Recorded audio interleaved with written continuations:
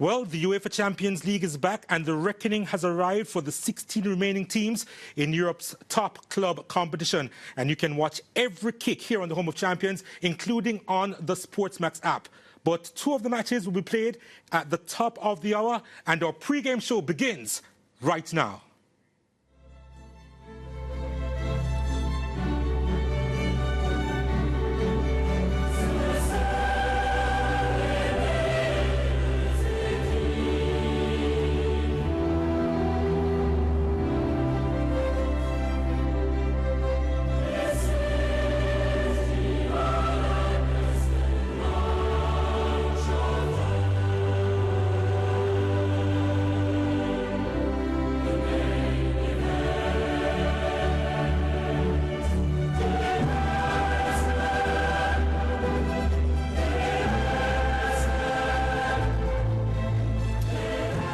Yes, it is the knockout stage of the 2023-24 UEFA Champions League season. And we're looking forward to carrying all these matches for you on the Home of Champions, including on the SportsMax app. In fact, let's take a look at the matchups for the next few weeks. And certainly, we're looking forward to the teams taking part in the final 16 of the tournament. And just to run through quickly, Copenhagen against Man City, RB Leipzig against Real Madrid, Lazio going up against Bayern Munich, Paris Saint-Germain scoring off with Real Sociedad, PSV Eindhoven against Borussia Dortmund, Inter Milan battling Atletico Madrid, Porto scoring off with Arsenal, and of course Napoli clashing with Barcelona. So we're looking forward to all these matchups over the next few weeks or so. And of course, our Champions League coverage is coming to you from Kingston, Jamaica, in our brand new studio. And we're looking forward to present it to you in a really unique way for the remainder of the season. And I'm not alone. If you're just joining us and if you don't know me, my name is Donald Oliver, and I'm hanging out with two of the best in the island as far as our analysts are concerned. And first, let me introduce you to Eric Rademacher, who is no stranger to our Champions League setup. He's been our resident analyst for quite some time. He's of course the founder of the Kingston Football Academy, and Leger Williams is right beside him as well. Yeah, there he is in the black, and he has been growing from strength to strength, moving, I believe, graduating from our junior analyst to be one of our premier analysts, especially on all things football, local schoolboy football, as well as the Jamaica Premier League. Now, guys, we're looking forward to quite a few of the entertaining matchups, and I'd like to ask you just preliminary stages here in terms of who do you expect to go through, or who do you think will have it really easy as far as these round of 16 matches are concerned. Starting with Man City against Copenhagen, because many people think that's a foregone conclusion. Right. I mean, when we look at the two legs, I think it's an advantage for Copenhagen that they play at home first. I think if you look at Man City at home record and Copenhagen overall quality that they have, that looks like a sure win for Manchester. But if you have the first leg at home like Copenhagen, and they do have a certain reputation from playing at home, maybe they have some chance, but they will have to actually put up a good show today to have some hope still of advancing when they go into the second leg. You think it's written in stone? I say if I will put money on it, I will put it on City. All right. Any other standout matches for you, Leger, in terms of who you're anticipating to move on from the round of 16 into the top 8? Well, probably a game that we'll look on tomorrow. I think Bayern Munich will have it extremely easy against Lazio. I do think that a clash that I'm definitely looking forward to, that may surprise a lot of people, would be the PSG Real Sociedad game. I think that would be a really good one. Real Sociedad are a really good team, really well coached as well. But as for the games today, I do think City will have it relatively easy. Probably not in this leg because, as Eric mentioned, Copenhagen, their stadium, the Parken, is a real fortress, as we'll get on to in previewing the game. So I think the two games today should be really close. Madrid, Leipzig, Madrid might have it a bit easier, let's say, than City might have it today. Well, I'll tell you what, we're looking forward to our live televised match, which comes up at the top of the hour right here on SportsMax 2. And we're going to delve right into it now. FC Copenhagen against Man City, the defending champions.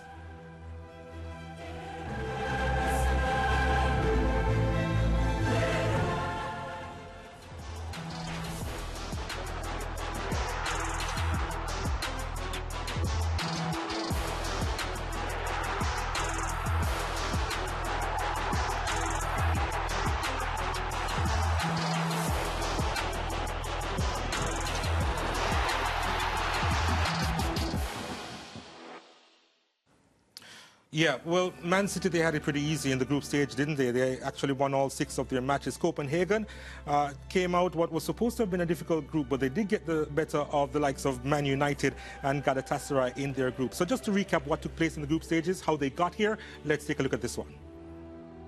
Hello everyone, we're ready to go as the holders of the Champions League aim to take another important step in the defence of their trophy.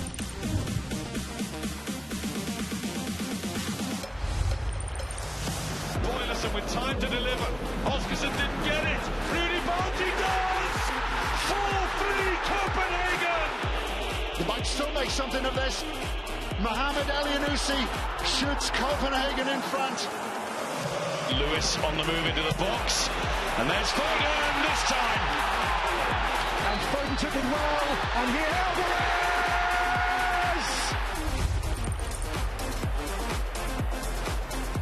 Looks for the chance to shoot. Defence in the way. Blasted into the back of the net. Lucas Lavaha. Kovacic told to get out of the way. And that's why. What a hit from Erling Haaland.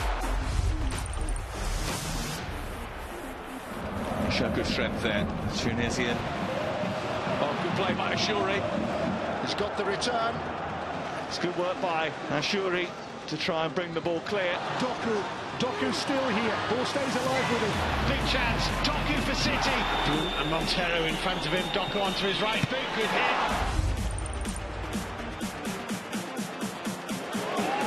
Falk lifts it in. And it's a goal. It's Moreira who scores. This has to be. Jeremy Doku keeps his cool and finishes the job. Copenhagen already dominating possession. Chance here, and it's taken, and it's Elyounoussi who scored.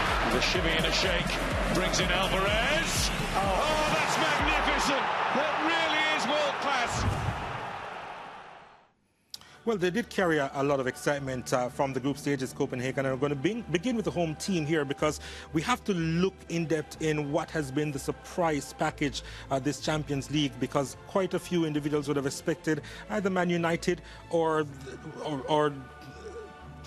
Galatasaray to be the ones to come out with Bayern Munich. That didn't turn out to be the case. Should we read a lot into this, or were they really on a fortuitous ride? I think if we look more into Copenhagen team, it's not necessarily, I think, the individual quality that got them where they are. I think, you know, look at the coach, and I think the team or the players really buy into what they want to do as a team, which gets them better results when they really put their teeth in it. So even I think in the league, they have not been as impressive as they have been in the Champions League, because I think there's a certain desire from the players as a team in these big matches to really come together, give it their all. And I think that has been part of their recipe this year in the Champions League. Do you spot a vulnerability in them, Leger, in terms of how they have operated, despite the fact that they would have progressed from the group, because they would have conceded quite a few goals in that opening stage as well? Yeah, I think a lot of what they did well was really hold down their home stadium. As I mentioned before, the Parken, you know, a lot of people may not know this because it goes back such a long time, but in their 18 Champions League games at home, they've only lost 2, and they've faced 2011 Barcelona there, which they drew with them. They faced a 06 Man United team. They beat them. They beat Real Madrid there at the stadium as well. And even City last year that won the treble. Yeah. So I think there's a certain aura around the stadium where you mentioned that they're not doing as well in the league as they want to, but when it comes together with the big nights at that stadium, under the lights, the certain aura and atmosphere in that stadium, the players feed off that energy, and that's what they really use to push themselves through. But they'll be playing against a juggernaut in City, and even though they did draw 0-0 with them last year in the group stages, I think it's going to be a difficult ask for them to defend for a full 90 minutes again to keep out City. A group stage pressure as opposed to a knockout stage pressure is completely different, so it's going to be difficult. And City are a team that is made to break down low blocks. That's what they do best. It's because that's what they come up against in probably 95% of their games every season. So, and now that they have probably one of the best unlocker of doors back in their team in Kevin De Bruyne, and then one of the persons that knows how to break down the doors in Erling Haaland, it's going to be a tough ask for Copenhagen, but am I discarding the fact that it will be a close game? Definitely not. Guys, I almost feel a little bit sorry for Copenhagen, and I'll tell you why. Their league has been on a break since December, right? So that they haven't been playing any competitive football matches. Yeah, I think there's a mid-season tournament that takes place with some Scandinavian clubs, but outside of that, nothing competitive, especially in terms of the league. Match fitness is an issue. How can you enter a game with the defending champions, Man City, and you are not match fit? It's a big step up from a friendly match into playing a Man City in a knockout stage in the Champions League. I mean, I think that is a disadvantage, no matter how you go around it. But there is also an upside to it where the most City players literally start yesterday probably preparing for this match. While you look at the Copenhagen team, coaching staff, players, for the last month, they have been watching Manchester City. They've been analysing, preparing themselves for it. So I think on the match fitness, they have to get through them first 5-10 minutes to show, like, hey, we can match a certain intensity. But I think tactically wise, I expect them to be very well prepared. Leger, what are your thoughts on that? Because I personally think that they're in some, they will have some issues today. I mean, they could. I assume that we'll see all of their substitutes being used. It's going to take a toll on them because when you're, more than likely, they won't have the ball. More than likely, you know, City will be dominant in terms of what they try to do today, their field tilt, everything, and that's always a tougher ask than when you have the ball, especially physically. So it's going to be tough on them, of course, but as Eric mentioned, the tactical approach that they will have, it will be very well drilled, and I think that if they can approach it and keep in mind what they have prepared, I have no doubt that it will be a tough game for City. Eric, of course, I know that you coached teams, so I'm going to ask you this in terms of how do you get them match sharp in their own mind, mentally ready to, okay, say that they are going to be providing that low block against the City team.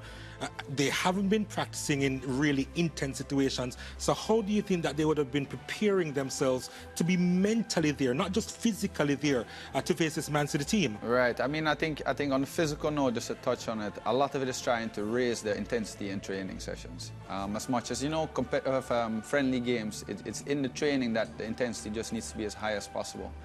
And then I think mentally, it is crucial for them to understand their game plan and really have them buy into that. And from they go to bed, from when they wake up, they have a mission in their head. And I think once you have that certain drive, you can actually start to perform at a higher level than that you're usually used to, whether it's training or even in the Danish league, because even that level is not at the intensity that they're going to have to put on display today.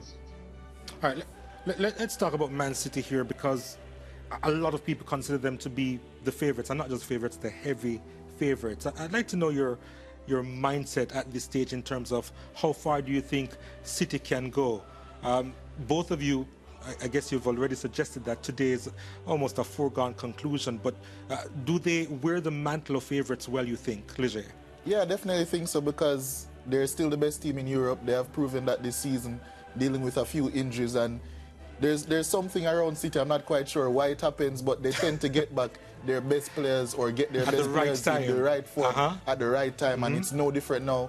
John Stones has just come back into the squad, Erling Haaland has just come back, Kevin De Bruyne, as I mentioned, has just come back, and I love John Stones because he's a player that allows City to play a certain way. I think that they've been filling holes without him, and they've still been getting by, but when you have John Stones in there alongside Rodri, it adds a lot of steal, it adds a lot of ball retention that maybe they wouldn't have to that level without him. And I do think that this City team, if they keep everyone fit and keep everyone rearing, it's extremely difficult to stop them. It could be Copenhagen, it could be Real Madrid, so it's always going to be a tough ask for anyone.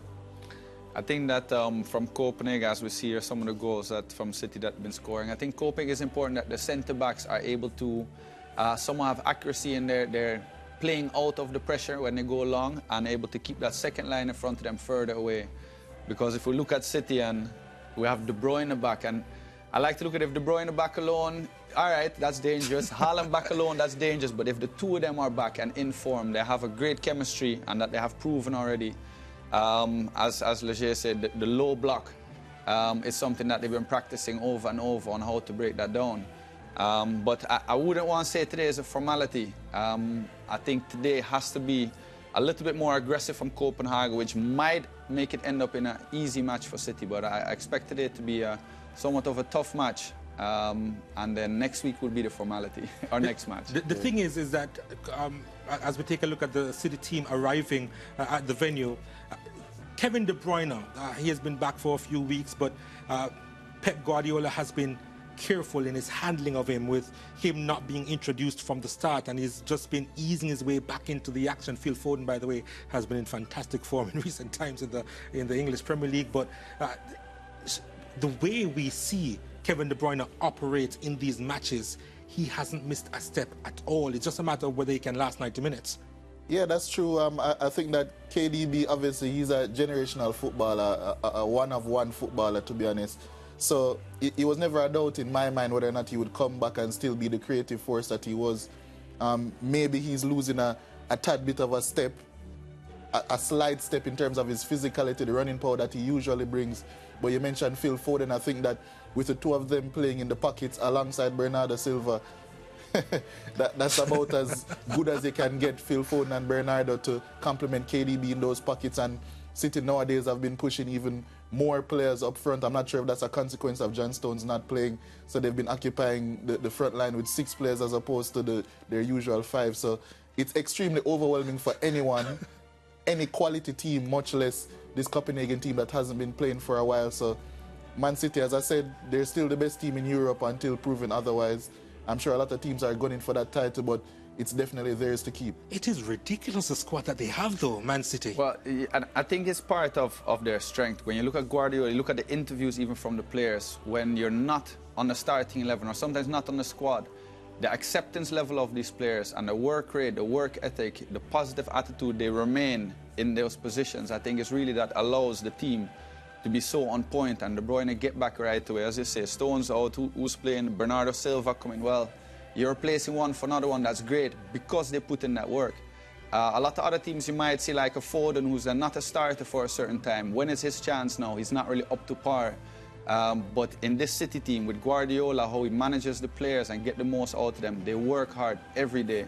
And when they get a chance, whether it's Doku, it's Grealish, or it's Foden, they're ready for it, because they have that certain chemistry in the team, I feel, where they really give it all every training, no matter whether they play or not. I think we're going to hear from Nathan Ake in just a little while, but as far as the City team is concerned, why do you think they've not only gelled together, but they've moved on from strength to strength in terms of the passion and the drive that they show in each and every match? It's difficult to remember a game where you're like, oh, the players or the team on a whole didn't really show up because they didn't feel like it. Because their manager is a madman. Yeah, well said. Their manager is a madman who happens to be the best coach to ever live. So he instills that drive and determination in the players, and we've seen in the past at his former teams and at City as well. If you have lost that drive, then you have to go. So that's what keeps everyone's fresh and sharp. I saw him comment on this match, and the way he approaches it, this is going to be the most difficult match in his view that they will ever play. And I think almost every match, whether they won 7-0 in the first leg, the second leg, he's still able to bring out a certain challenge towards the players that they feel, wow, we have to go hard this game. And I think a lot of other managers or teams, they kind of at some point get comfortable once they have success. And I think Guardiola, I mean, maybe it's negative for him, but I don't think he enjoys his success at all. He moves on right away to the next challenge, and that challenge is even a bigger challenge in his mindset than the previous one. And I think that's how he keeps himself and the players very sharp. Remember, this is our live televised game on SportsMax 2, but you can catch both of the round of 16 matches today on the SportsMax app, so you don't miss out on whichever match you choose to entertain yourself with over the next couple hours or so. We take our first break here from our preview show. We'll be back with so much more after this, so stay with us, huh?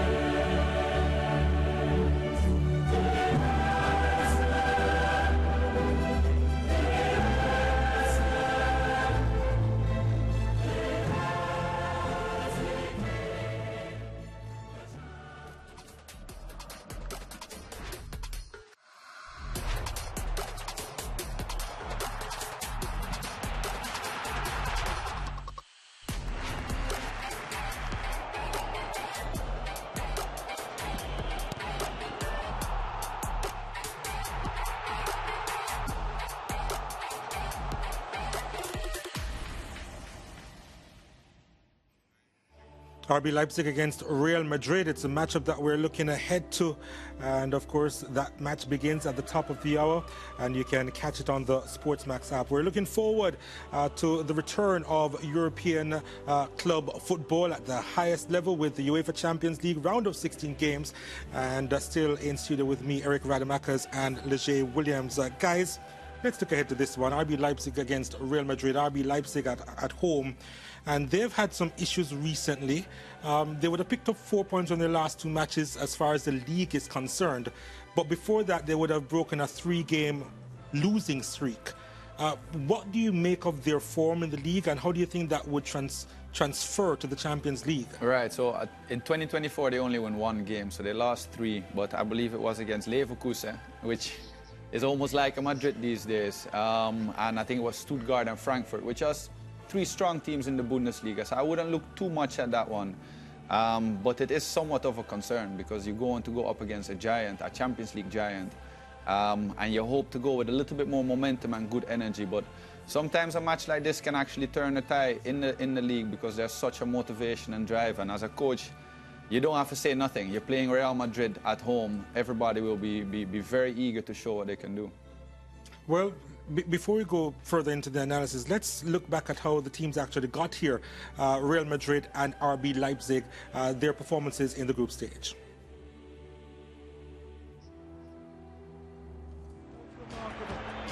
Well, colour, noise, spectacle, and raucous atmosphere. It is a fitting stage for a night such as this. Now Šeško turning and finishing. Nobody up there with him. He might have to do it alone. He could do that. He has done it. It's a splendid goal.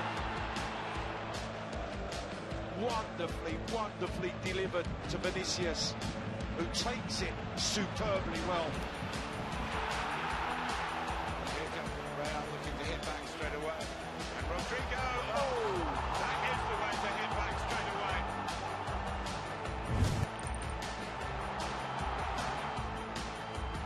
What a lovely finish from Lewis Openda. Bellingham cruising to space.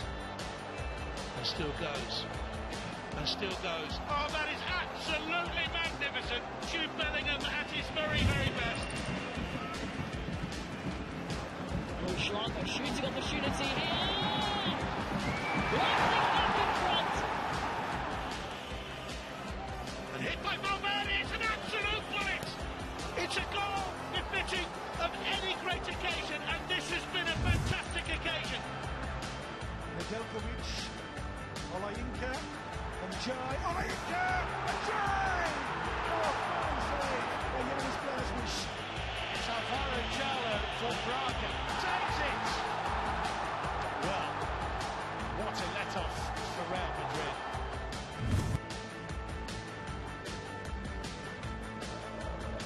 Good try. Oh, my word. An absolute stunner. And Bellingham, he's done it again. What an incredible arrival at this famous football club. You know, there are so many matchups to look ahead to, and you just saw the last bit of action there between Xavi Simons and Jude Bellingham. Of course, Bellingham is going to be missing because he picked up a sprained ankle in his last La Liga outfit in the aftermath of him scoring a couple of goals. So he's going to be missed by Real Madrid. But in terms of the form of this RB Leipzig team, we mentioned that they were struggling before the last couple of matches where they were on a 3-game losing streak. But I want to hear from you, Leger, as to why do you think what have been the issues for them, despite the fact that they would have had a couple of young, amazing talents in their squad, in their starting lineups, that you think that they would have resolved over the last couple of games? Well, how can I say this? And I need to be very nice. Marco Rose just... There are certain coaches that just can't coach a defense well, and that's always been Leipzig's issue from he's been there. It was Dortmund's issue as well when he was there. It was also Gladbach's issue when he was there. So his defensive coaching isn't the best, but gladly, one thing that he is really good at is coaching how to be a good offensive transition team. And he has the players perfectly for that. Javi Simons, Benjamin Sesko, one of the best young strikers in Europe. He's absolutely fantastic. Luis Openda, he's great. Over close to 20 league goals in the league last season. He's returned with that form for RB Leipzig. They have a relatively decent midfield pair today, at least, with Daniel Almo, who can play further forward, but he's Spanish, so he'll fit in the pivot pretty nicely. And Schlager, who's more of a robust type of player. They have good wing-backs in Benny Hendricks and Ram. So, in essence, they should be a better team than they are, but you know how we were speaking about the City-Copenhagen game, and we were saying, Eric and I were saying it's going to be a close one. I don't think over 2 legs this one will be very close at all, because they just don't have the defensive fortitude or quality to stop this Madrid team, unless they're going to be monsters in the transition. And I don't think Madrid are going to allow that to happen with the physicality and just talent that they have, especially defending those scenarios. So, Eric, let's talk about what they can get right? Because Simons, of course, he's a Barcelona graduate, so this matchup would probably mean a little bit more to him than most matchups. Exciting talent, and he has been quite a force for this RB Leipzig team. I mean, as you mentioned, he's gone through from a young player, Barcelona, PSG, PSV Eindhoven as well. A lot of experience, and you have to give some respect to a player who's hyped up when young and then continues the work ethic when he's kind of at a little bit smaller clubs to work him way up. So I love to watch him play, but I think that the danger lies him combining with Openda and with Sesko. So if they can get that connection right, as you rightly say, in transition, can they go fast, find Xavi, who can then find space forward to get it into Openda and Sesko, and they can be very dangerous off of that, even against a team as Madrid. The question is, will Madrid really be playing in their half so they can have that quick transition? Because Madrid, from a good while ago, they are actually the best in transition to attack, with Vinny, with Rodrigo, with the speed they have there. So we'll see who have that better transition game into attack. Liz, I like Sesko. Especially in recent weeks, he has been scoring a lot of goals with his head. His height is a factor. And against this defense of Real Madrid that's kind of just reshuffling the pack, how much of an impact do you think he could make in the air? Well, not even in the air only, because, you know, they're replacing one of their centre-backs missing with Chouameni, who's 6'4", so I don't think it's necessarily going to be But Sesko is significantly taller. Well, I mean, yes, but, you know, when it comes down to aerial duels, it's not only the height, it's a jumping power, stuff like that as well. And I think because of his height, you know, a lot of tall strikers, because of their height, people like to say, oh, his height, you know, like he's going to win some headers for us. Benjamin Sesko is like, people compared him to Haaland when he was just coming through because of the route that he took, but he's much more of like a Ibrahimovic type for me. He has 2 absolute hammers in his foot. It's not anything normal that he has 2-footed as well, excellent in the dribble, extremely nimble. Yeah, I said it earlier, he's one of the best young strikers in Europe, absolutely fantastic player. So I think that he can have an impact regardless of who the centre-backs were tonight. Is he going to? I'm not quite sure, because I think Real Madrid are just that good. Real Madrid is a fantastic team. Eric mentioned how good they are in the transition. Real Madrid are just set up that they can play in any way that they need to get the win. They're just a winning club. So, yeah. To go to Sesko, though, what he has done, or where has he done it to make you say he's the bright? How many goals has he scored? Close to 10 this season. And I think this is his first season where he actually scored 10 goals. I mean, I know he's only 20, he's still young. But when we look at someone like Haaland, Mbappe, when you look at those kind of strikers... That's harsh. No, but we're looking at... You're playing against Madrid, Champions League knockout stages, and we're saying this is a great talent to watch. So I think when you look at the 2 forward or dangerous with Openda and Sesko, I think we're going to have to be relying more on Openda. I think it depends on the provisions, though, because if they provide him, he will score. And we've seen him do that in the league, right? So I'm just saying that with a Real Madrid defense that's a little bit... shaky. They don't have Rudiger, who would apply some level of the dark arts in his defending. I would probably throw him off. It's going to be an interesting proposition. There's chance, I agree, and he shows a lot of promise, a lot of quality, but I hear rumors of Manchester United want to buy him, and I think, boy, let the youngers prove a little bit more. I mean, Openda has scored, I think, 10+, 20+ goals last season for the last 3 or 4 seasons. You know, so looking forward to see him develop over the years. But I think it's a little young to say, let us all look at Sesko to kill off a team like Madrid in the Champions League. So I will put the pressure on Openda and let Sesko play his young game and see what he has. Well, Real Madrid, RB Leipzig, I should say, they haven't kept a clean sheet at home in the Champions League since 2020, and they're facing a Real Madrid team that knows how to score goals. So it is going to be an issue. So let's look at that Real Madrid team and the force that they have. They're going to be missing Jude Bellingham. Bellingham provides a lot more to this team than the goals and the assists, which he has plenty of, but they're going to be missing him, surely, today.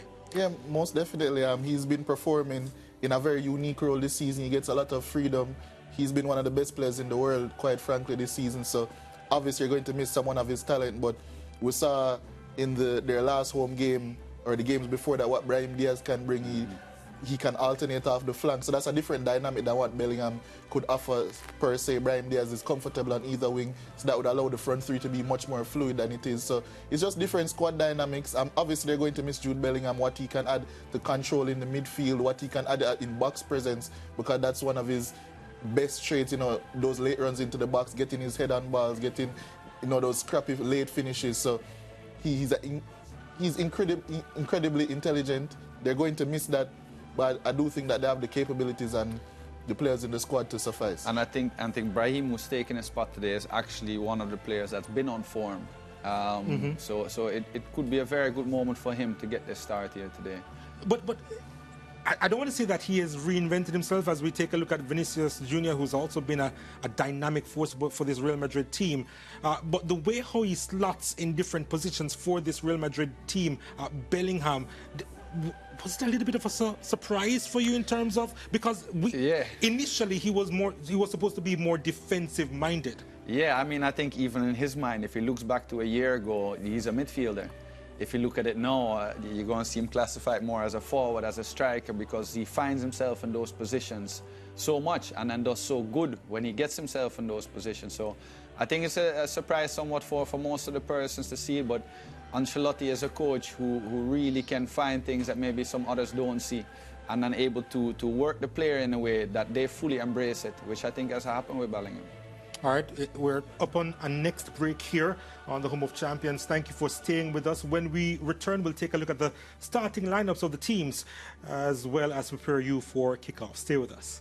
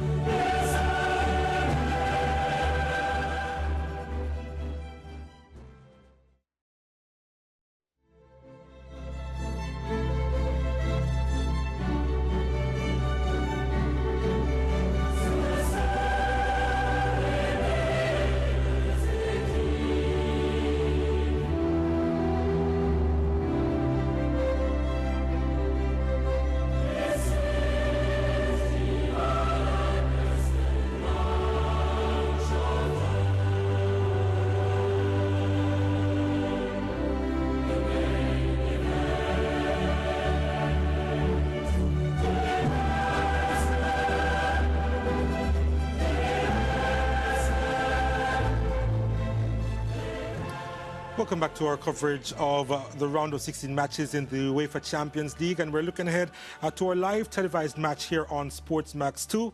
And we're going to be looking at the starting lineups of both Copenhagen and Man City. As we're just a few minutes away from kickoff, we'll join our commentary team at about 10 minutes to the top of the hour. Copenhagen against Man City. The starting lineup for Copenhagen, I think they're going to be going, gentlemen, with a 4-3-3 formation. Not too dissimilar to what we would have seen in the group stages here. Yeah, nothing that I didn't expect.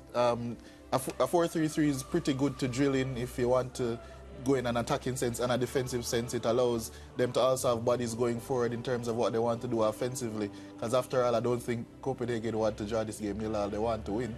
They'll be happy with a 0-0, of course, but they want to win. So I think it just allows them to do both well, because they can fill in and try and match up against City as best as possible, maybe try and outnumber them in midfield. So, you know, let's see what they can bring. No real surprises for me. They still have a lot of depth on the bench as well, but look out for Elyounoussi. I think, you know, people would have seen him maybe at Celtic, maybe at Southampton in the Premier League as well. I think he's a good player on that wing, and if they're going to create much, I think that he's going to be one of the key people to do it. Your thoughts? Yeah, I think, as I'm saying, with Elyounoussi and Victor Klaassen as well up top, when you play against a team where you have to sit back a little more, it's crucial that your forward players are able to give you a little break, whether it's to hold up the ball and keep it there, or whether actually go on attack and create something. So I think they need something from that. And as mentioned, I think the centre-backs are going to be crucial in making sure the organisation is set in a way that they don't really get the 90-minute pressure full and able to press them a little bit higher. So yeah. Well, let's take a look at the Man City starting lineup, and the spine is back, right? So you're talking about Stones, you're talking about De Bruyne, you're talking about Haaland, and no surprises to how they'll set up. It's 4-3-3 on paper, but we know that Stones is going to be stepping up in the midfield area. Your thoughts on this starting lineup? Yeah, nothing that I didn't expect. This is their strongest lineup, especially in a Champions League sense. People would have expected Doku. I know a lot of people like to rag on Grealish, but if they're going to do anything, especially, you know, in terms of control, what Pep is obsessed with, Grealish is extremely important. The lineup has Grealish, you know, playing in the midfield. I think it's going to be Foden and De Bruyne in the pockets, Bernardo on the right, maybe Foden and Bernardo all interchanging on that right wing as well. As of late, I think Pep has been playing a system where his wing-backs have been giving him with. I think with Stones back in the mix, I don't think that's going to be the case. So I think it's going to be important for Copenhagen to clog the middle as much as possible, because the wingers aren't really there to penetrate. They're there to keep control. I tell you what, I did mention the spine of this team, and somehow I left out Rodri. But then again, there are so many players in this starting lineup could very well say that they are part of the spine of this team, but it's a very strong 11 for Man City. Yeah, definitely. And I mean, we just saw the highlights where they highlighted Alvarez as one of the main players in the group phase, and you realize just the strength that they have. One of the star players in the group phase, you know, as soon as Haaland back is on the bench. But yeah. I'll be looking definitely to De Bruyne and Haaland. That is just a joy for me to watch. De Bruyne has it. You're always going to see him looking for Haaland. Is that pass on? Haaland looking for space. So strong lineup, very strong lineup for this match. So how many will City beat Copenhagen by? As I said, it's not going to be easy for them. I mean, if they score early one, and Copenhagen has to go a little bit forward, because they cannot accept anything, at least a draw to this. If Copenhagen has to go more forward, it might turn into a That's not a prediction, Eric. I say 1-2. Man City will win. I say City 1-0. 1-0? Yeah. Well, you heard it here first, but let's talk about Real Madrid and that score line prediction there. RB Leipzig hosting Real Madrid, the former champions? I give it 3-1 to Madrid. I concur. 3-1 to Madrid. 3-1? Maybe 3-2. I'll be different. Why not? So Madrid is winning. We're looking ahead to this one. Copenhagen against Man City. Commentary will join that in short order. Kickoff at the top of the hour. Remember, you can watch both these matches on the SportsMax app. We'll be back at halftime to review what took place in the first 45 minutes. But for now, it's time to join our feed.